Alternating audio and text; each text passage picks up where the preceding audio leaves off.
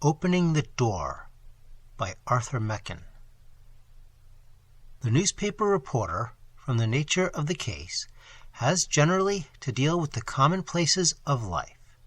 He does his best to find something singular and arresting in the spectacle of the day's doings, but, in spite of himself, he is generally forced to confess that whatever there may be beneath the surface itself is dull enough.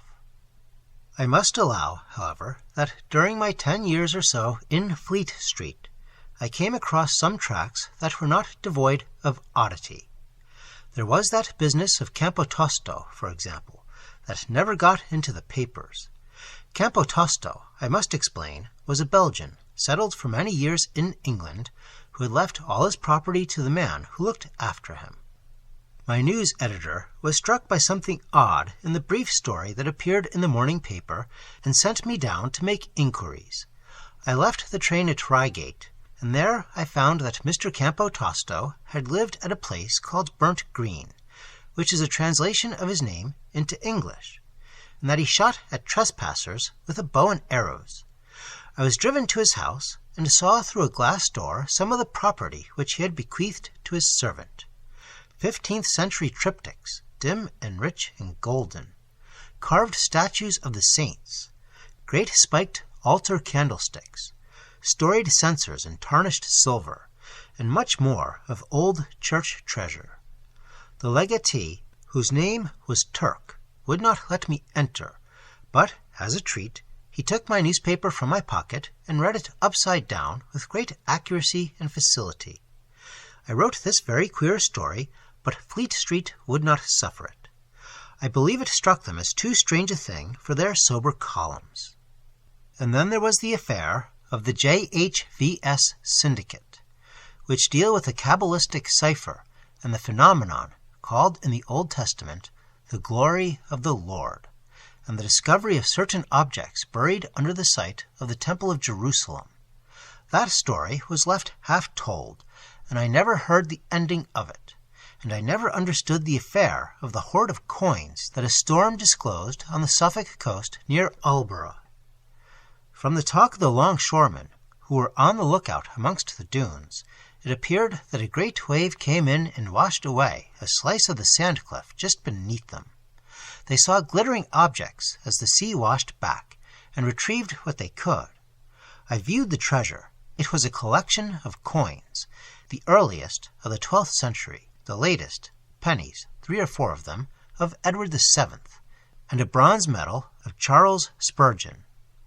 There are, of course, explanations of the puzzle, but there are difficulties in the way of accepting any one of them. It is very clear, for example, that the hoard was not gathered by a collector of coins. Neither the 20th century pennies nor the medal of the great Baptist preacher would appeal to a numismatologist.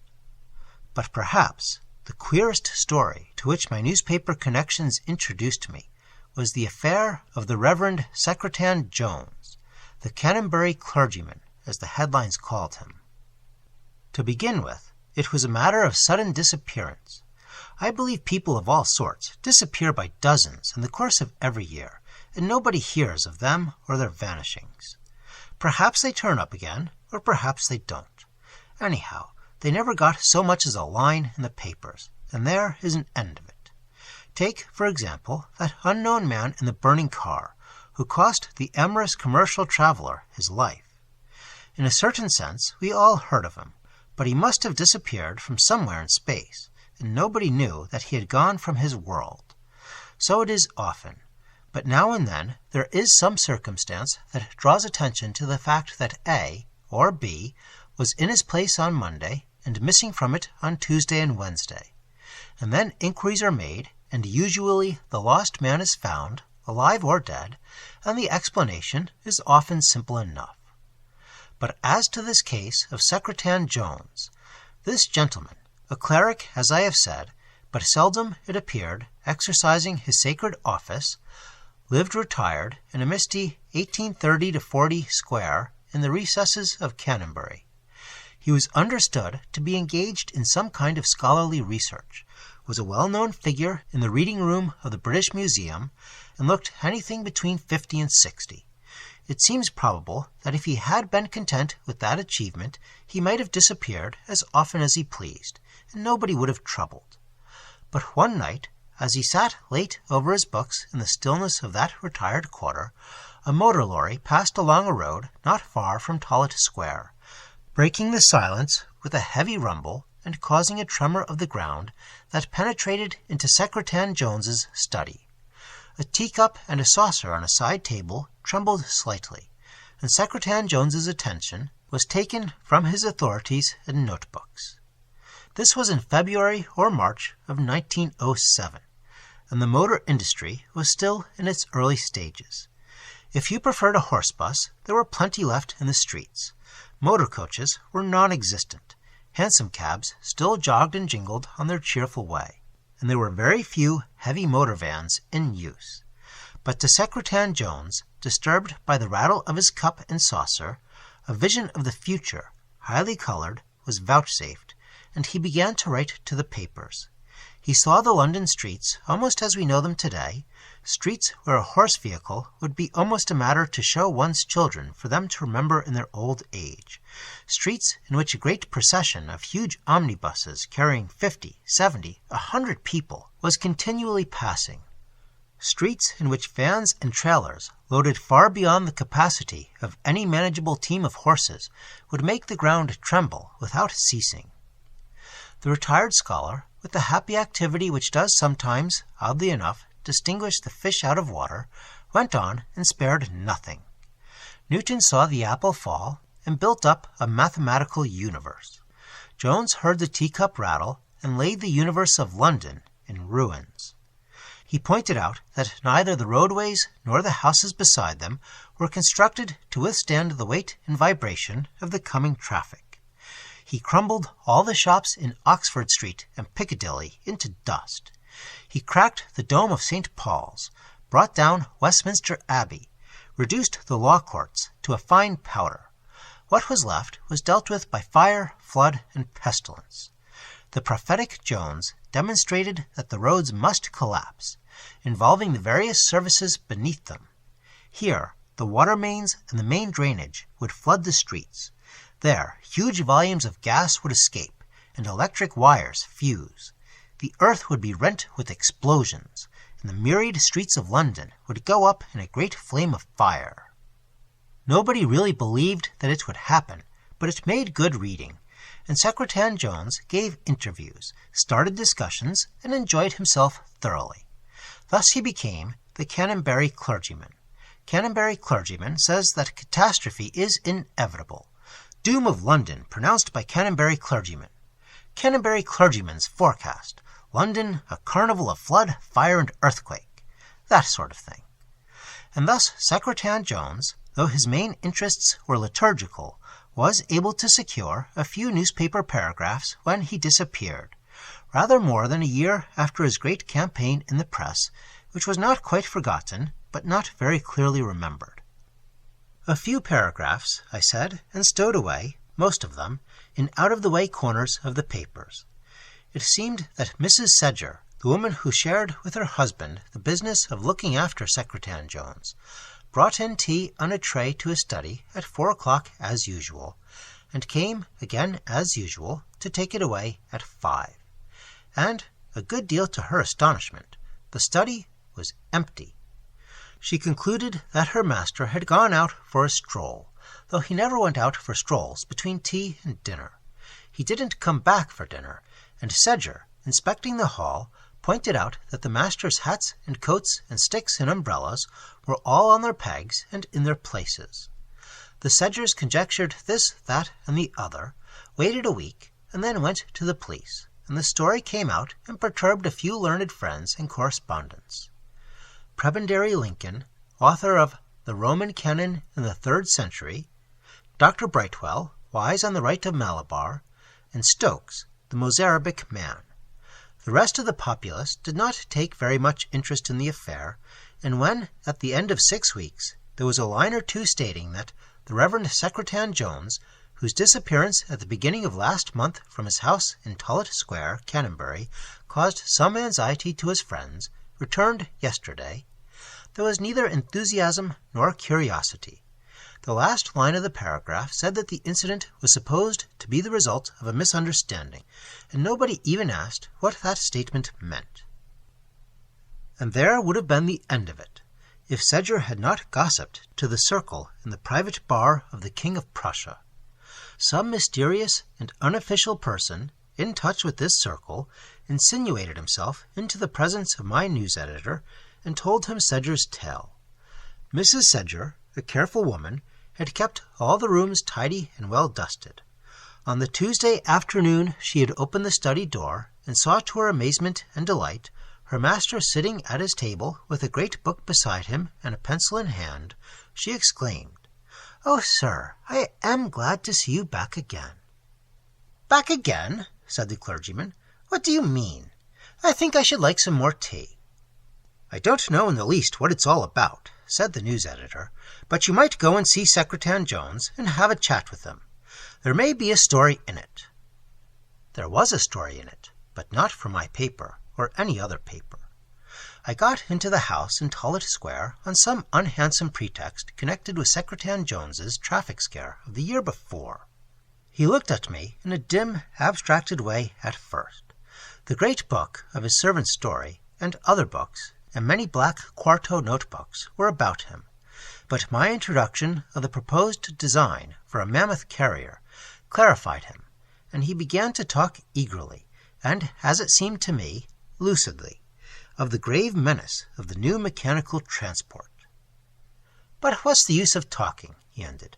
"I tried to wake people up to the certain dangers ahead. I seemed to succeed for a few weeks, and then they forgot all about it. You would really say that the great majority are like dreamers, like sleepwalkers. Yes, like men walking in a dream, shutting out all the actualities, all the facts of life.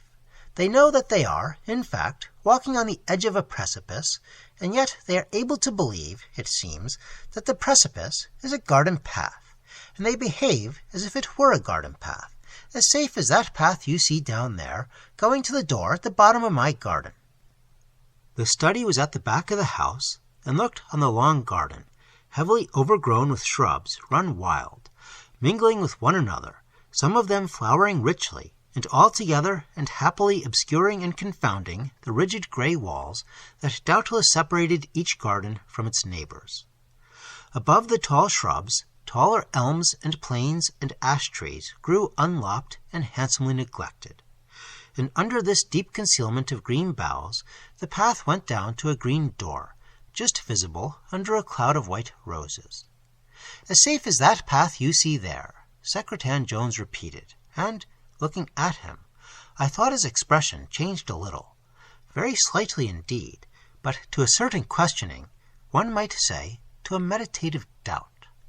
He suggested to me a man engaged in an argument, who puts his case strongly, decisively, and then hesitates for the fraction of a second as a point occurs to him of which he had never thought before, a point as yet unweighed, unestimated, dimly present, but more as a shadow than a shape.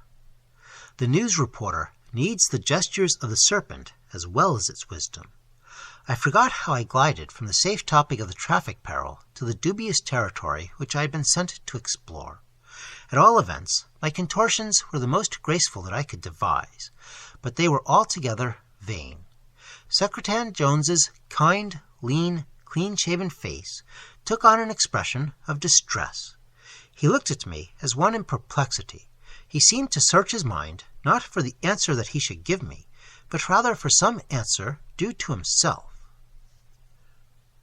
"I am extremely sorry that I cannot give you the information you want," he said, after a considerable pause, "but I really can't go any farther into the matter.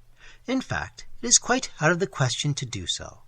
You must tell your editor, or sub-editor, which is it, that the whole business is due to a misunderstanding, a misconception, which I am not at liberty to explain. But I am really sorry that you have come all this way for nothing." There was real apology and regret, not only in his words, but in his tones and in his aspect. I could not clutch my hat and get on my way with the short word in the character of a disappointed and somewhat disgusted emissary. So we fell on general talk, and it came out that we both came from the Welsh borderland, and had long ago walked over the same hills, and drunk of the same wells. Indeed, I believe we proved cousinship in the 7th degree or so, and tea came in, and before long Secretan Jones was deep in liturgical problems, of which I knew just enough to play the listener's part. Indeed, when I told him that the chwil, or chanted eloquence, of the Welsh Methodists was, in fact, the preface tone of the Roman Missal, he overflowed with grateful interest, and made a note in one of his books, and said the point was most curious and important.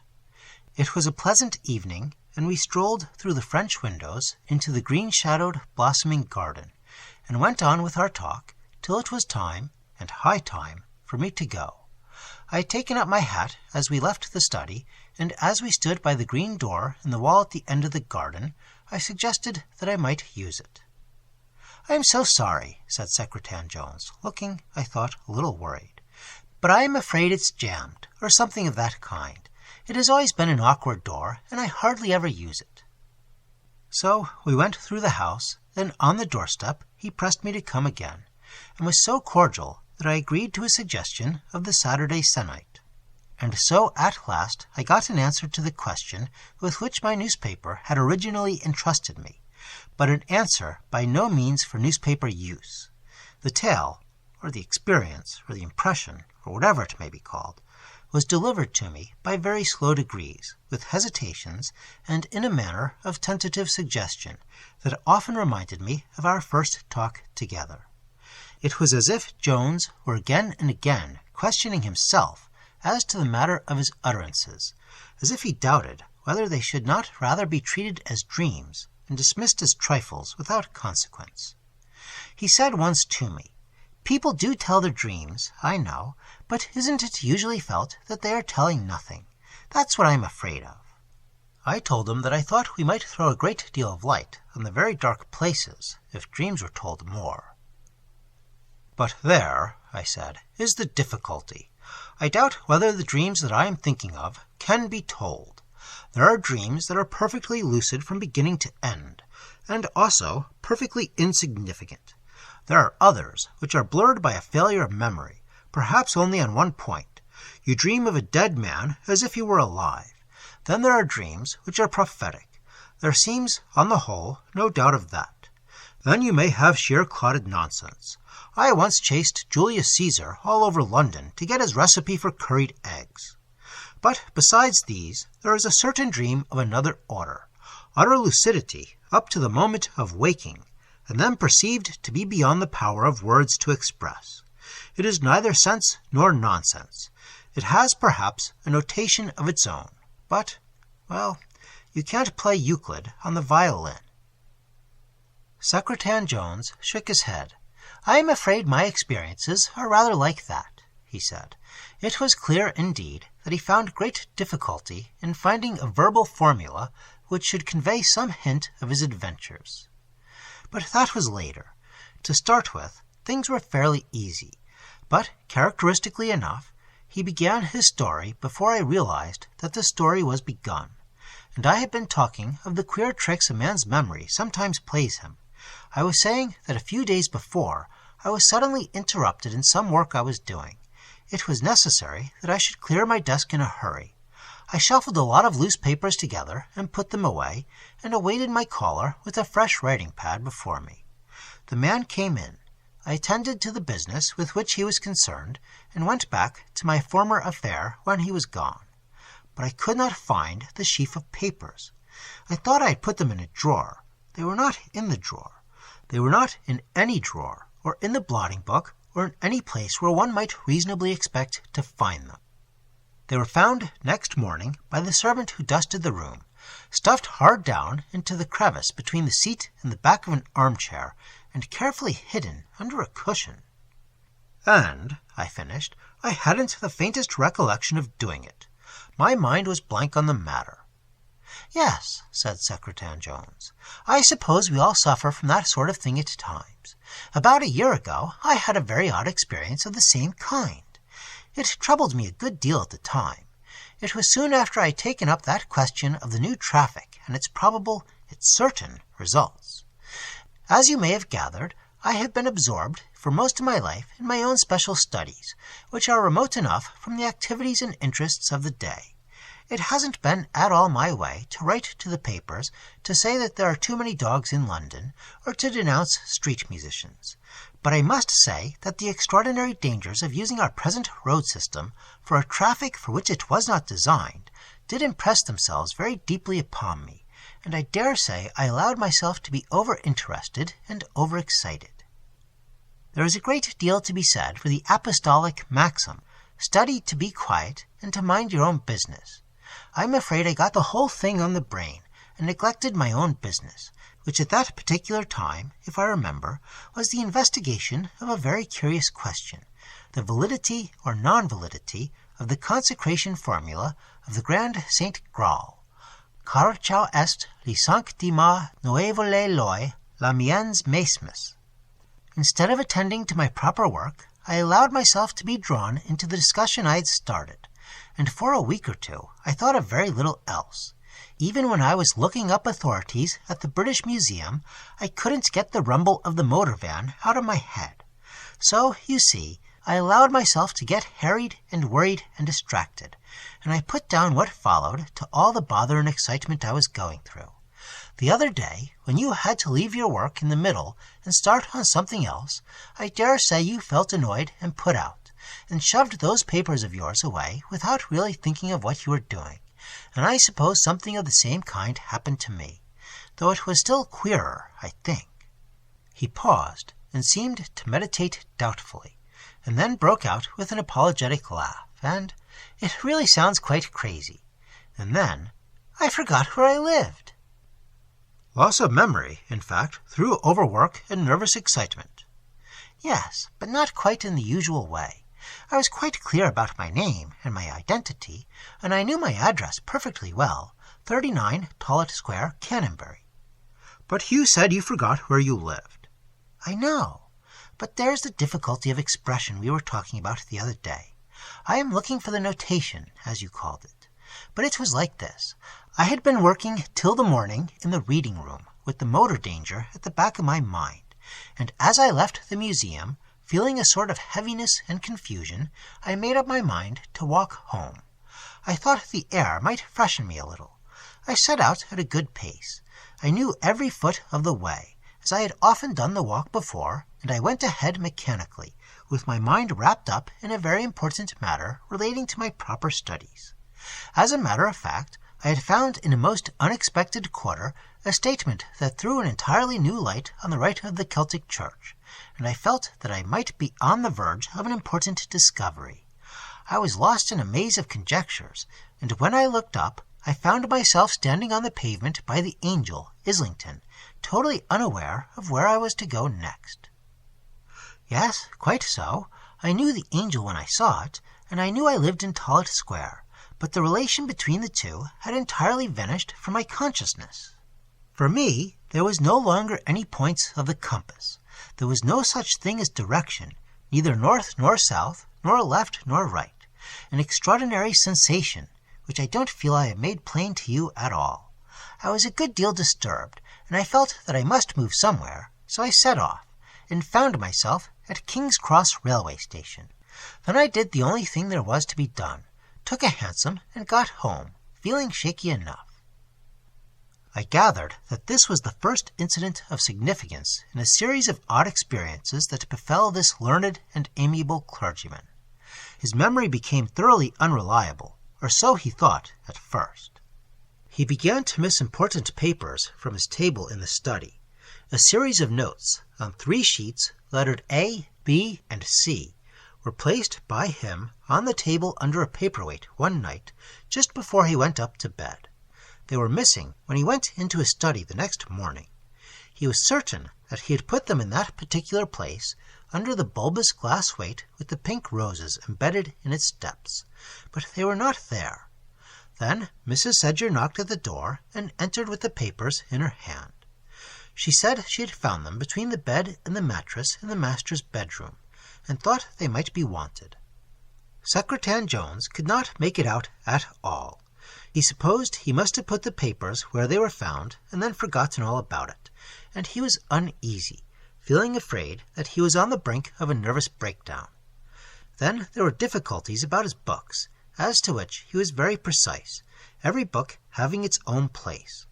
One morning he wanted to consult the Missale de Arbonat, a big red quarto which lived at the end of a bottom shelf near the window. It was not there. The unfortunate man went up to his bedroom and felt the bed all over and looked under his shirts in the chest of drawers and searched all the room in vain. However, determined to get what he wanted, he went to the reading room, verified his reference, and returned to Canonbury. And there was the red quarto in its place. Now here it seemed certain there was no room for loss of memory, and Secretan Jones began to suspect his servants of playing tricks with his possessions, and tried to find a reason for their imbecility or villainy. He did not know what to call it.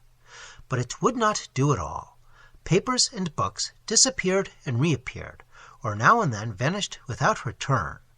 One afternoon, struggling, as he told me, against a growing sense of confusion and bewilderment, he had, with considerable difficulty, filled 2 quarto sheets of ruled paper with a number of extracts necessary to the subject he had in hand.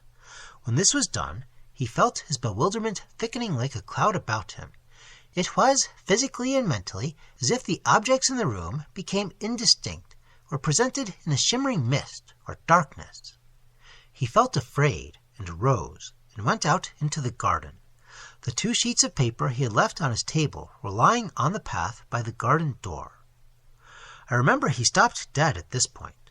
To tell the truth, I was thinking that all these instances were rather matter for the ear of a mental specialist than for my hearing. There was evidence enough of a bad nervous breakdown, and it seemed to me of delusions. I wondered whether it was my duty to advise the man to go to the best doctor he knew, and without delay. Then Secretan Jones began again. "I won't tell you any more of these absurdities. I know they are drivel, pantomime tricks and traps, children's conjuring, contemptible, all of it. But it made me afraid. I felt like a man walking in the dark, beset with uncertain sounds and faint echoes of his footsteps that seemed to come from a vast depth, till he begins to fear that he is treading by the edge of some awful precipice. There was something unknown about me, and I was holding on hard to what I knew, and wondering whether I should be sustained. One afternoon I was in a very miserable and distracted state. I could not attend to my work, and I went out into the garden, and I walked up and down, trying to calm myself. I opened the garden door and looked into the narrow passage which runs at the end of all gardens on this side of the square. There was nobody there except 3 children playing some game or other. They were queer, stunted little creatures, and I turned back into the garden and walked into the study. I had just sat down, and I turned to my work, hoping to find relief in it, when Mrs. Sedger, my servant, came into the room and cried out, in an excited sort of way, that she was glad to see me back again. I made up some story. I don't know whether she believes it. I suppose she thinks I have been mixed up in something disreputable. And what had happened? I haven't the remotest notion. We sat looking at each other for some time. I suppose what had happened was just this, I said at last. Your nervous system had been in a very bad way for some time. It broke down utterly. You lost your memory, your sense of identity, everything. You may have spent the 6 weeks in addressing envelopes in the city road. He turned to one of the books on the table and opened it. Between the leaves there were the dimmed red and white petals of some flower that looked like an anemone. I picked this flower, he said, as I was walking down the path that afternoon. It was the first of its kind to be in bloom, very early. It was still in my hand when I walked back into this room 6 weeks later, as everyone declares, but it was quite fresh. There was nothing to be said. I kept silent for 5 minutes, I suppose, before I asked him whether his mind was an utter blank as to the 6 weeks during which no known person had set eyes on him, whether he had no sort of recollection, however vague. At first, nothing at all. I could not believe that more than a few seconds came between my opening the garden door and shutting it. Then, in a day or two, there was a vague impression that I had been somewhere where everything was absolutely right. I can't say more than that. No fairyland joys, or bowers of bliss, or anything of that kind. No sense of anything strange or unaccustomed. But there was no care there at all. Est enim magnum chaos. But that means, for there is a great void, or a great gulf. We never spoke of the matter again. 2 months later, he told me that his nerves had been troubling him, and that he was going to spend a month or 6 weeks at a farm near Llanthony, in the Black Mountains, a few miles from his old home. In 3 weeks, I got a letter addressed in Secretan Jones's hand. Inside was a slip of paper on which he had written the words, Est enim magnum chaos. The day on which the letter was posted, he had gone out in wild autumn weather, late one afternoon, and had never come back. No trace of him has ever been found.